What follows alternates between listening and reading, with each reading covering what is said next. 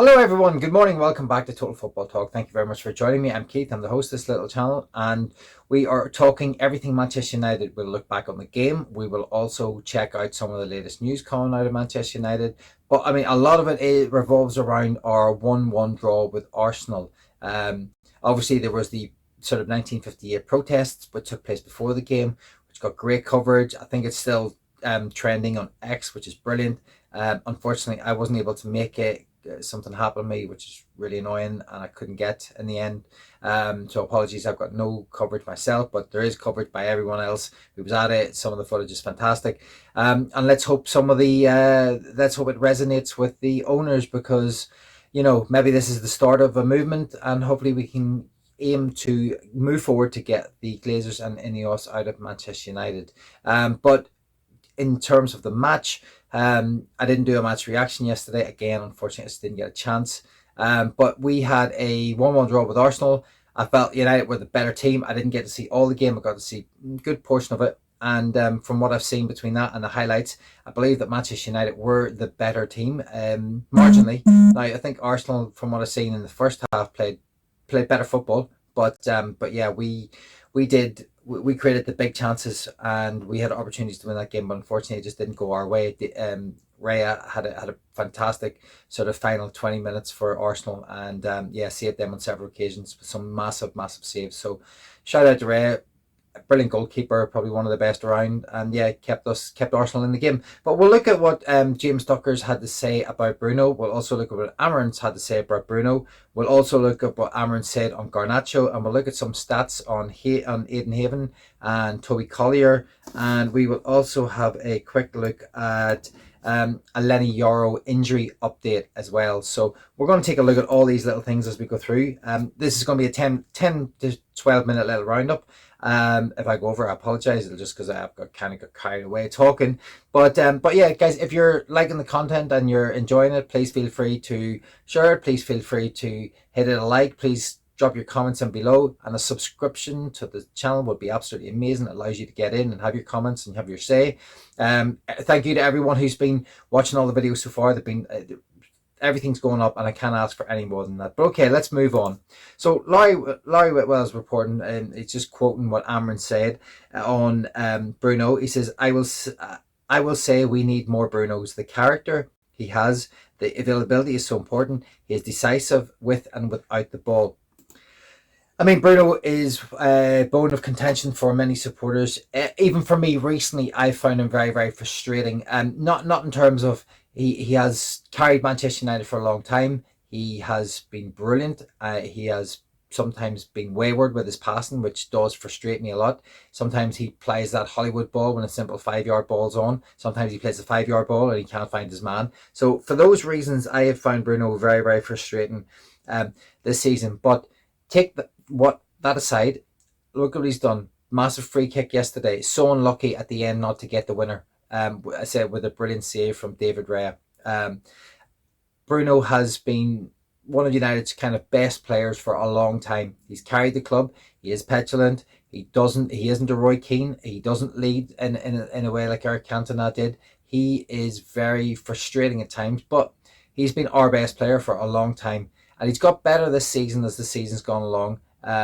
Said the free kick yesterday, brilliant, absolutely cracking free kick. Now I'm sick of everyone going on about this 11.2 yards. I've never seen it before that they've got the meter ruler out and they've started measuring yards per free kick. This stuff only happens to Manchester United. I can't wait to see Sky do this in their next game. I want to see this at every free kick. I want them to draw the lines at every free kick and start talking about it. Same with the BBC. Obviously, they did it last night on Match of the Day. That's where I kind of caught up on some of the bits I missed out on. They were getting out the meter ruler and they were drawing lines and 11.2 and blah, blah, blah. Only to Manchester United does this happen to, and it absolutely drives me crazy because you don't see it happen to Liverpool or Arsenal or anyone else in the bloody league. It's always Manchester United. Ridiculous. Okay, maybe the wall was a little bit further back. Maybe Arsenal should have encroached a little bit, and maybe it would have been their right to. But it was an excellent free kick, and maybe David Raya, who had a brilliant game, maybe he could have done better. As a goalkeeper, I know myself that he was maybe a little bit too far to one side. So I think he did make a slight mistake there. And like everybody, he does have the odd flaw in him here and there. And Bruno, no, can't take it away from Bruno. Bruno stepped up and he scored a couple of free kicks recently, which has been amazing because free kicks have been non-existent for Manchester United in the last couple of years. So absolute pleasure to see Manchester United score a free kick, which was very, very important, and it got us going into the game. So so as I said, Rubin Amorim would like more Brunos because he is a captain, he is a leader. He is very different from our previous leaders, but he's dragging that team forward and he's desperate to get the wins. He's always available, unlike other players will not go into them. You know who they are.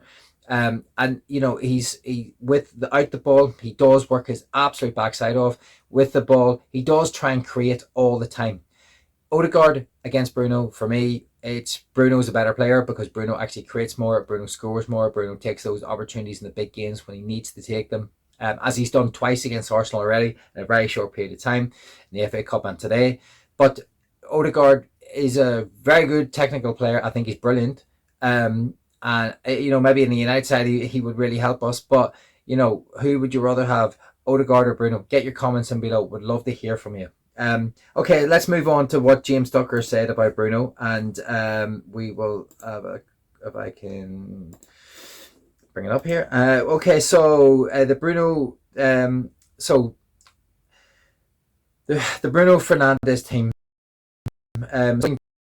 Bruno it's 169 goal involvements, scores across 275 games now in a team that's been all over the place. He started 5 more Premier League games than Luke Shaw, who joined United 5.5 years after the left back. So Luke Shaw's been here 5.5 years longer than Bruno. Bruno's played, Bruno's played what, 5 more games than him. Phenomenal. That's even a statistic. Ridiculous. Luke Shaw, how much game time he's missed. I know he had that very poor injury when we played PSV all those years ago, and it has absolutely, I think it was PSV, I could be wrong, I know it was a Dutch team, I think it was PSV, but anyway, I think that he has had I just can't get my head around that particular stat. Obviously Bruno has been involved in so much for Manchester United since he's joined, and he's been pivotal to the little success we've had in terms of the cups. He has played some brilliant games in the league. He has given everything to this club, and maybe in a different club he would have won more trophies, which is probably something that's worth thinking about. But Bruno Fernandes is our captain. I'm just hoping that he can lead Manchester United to something at the end of the season, and then get us into the start of next season with the players around him that he needs. Maybe he is going to drop a bit deeper. Maybe he's not going to play in that 10 role. Maybe he's going to sit a bit deeper in the midfield and try and dictate and play moving forward. Maybe that's a position he's going to mould himself into. It'll be interesting to see what Rubin Amorim does. But Rubin Amorim knows the qualities that he has, both as a captain and as a player. So let's see where this one goes to. But okay, and then there was obviously talk about all the players yesterday. I felt did really well, but Rubin on Garnacho. Garnacho played a really complete game, and I think what he means here is Garnacho tracked back yesterday, played on the right, carried the ball well, especially in the second half. Calafiore, he got the better of him left, right, and centre. Decision making in the most part was good. There was one time he cut across 2 or 3 people at the front of the box. Should have slid Collyer in. Now I'm not saying Collyer would have scored. I think Collier's right-footed, so he might not have got the shot away, but it would have kept the momentum going forward. I think Garnacho takes a wild shot with his foot and puts it over the bar. A little bit of decision making wasn't great there, but he played well and he helped us get up the pitch and he drove forward with the ball. And if Rubin's seeing changes in him that he likes, brilliant, because that can only help us going forward. I still think we're going to have to sell Garnacho or Menu in the summer, so I think one of them is going to go. I'll be very disappointed just because they're from the youth, and we'd love to see them carry on and progress and be built round as opposed to being sold on. But at the minute, we'll just have to see what happens in the summer. But I think that's probably going to be the case. Obviously, Heaven came on yesterday and had a very solid game. I thought Kid did excellently well. 18-year-old coming into that particular game. Obviously, we're at home. Maybe he was playing against players he knew. Martinelli in particular did very well. Kept his cool. Defended when he needed to. Very, very impressed with him. He's quick and he's good on the ball. One for the future. But yeah, so obviously Lenny Yoro went off. He hobbled his way through the first half. Fair play to the kid. But Amorim has said, oh no, sorry, I've got this wrong. Apologies. Sorry. On Aiden Haven is so relaxed. sometimes he's too relaxed. I think we have a player here, and we have to control. Lenny has something in his foot, and we will have to see if he's available for Thursday. Now, I just pray that the Lenny Yoro injury is just a very short term one and not a long term one, because we've had too many long term injuries, and we've had issues with the players. And obviously, Lenny Yoro had an injury from the summer, funny enough, against Arsenal in the pre-season, and he had to go off. I think, was it Arsenal? It was in pre-season, or maybe it was someone else. I can't remember now. I could get my games mixed up there. But Lenny Yoro had an issue with metatarsal in the pre-season, and unfortunately missed some of this season. But he's come back and he's steadily improved for an 18-year-old. I think he's been superb. As I said, Aiden Haven is another player that we have found for 1 million from Arsenal. Is that a steal going forward at the minute? It looks like it could well be. Excellent buy. Really pleased with him. And if he has to step in on Thursday night, I just hope he can stay composed, relaxed, and can kind of do the job that he did against Arsenal today.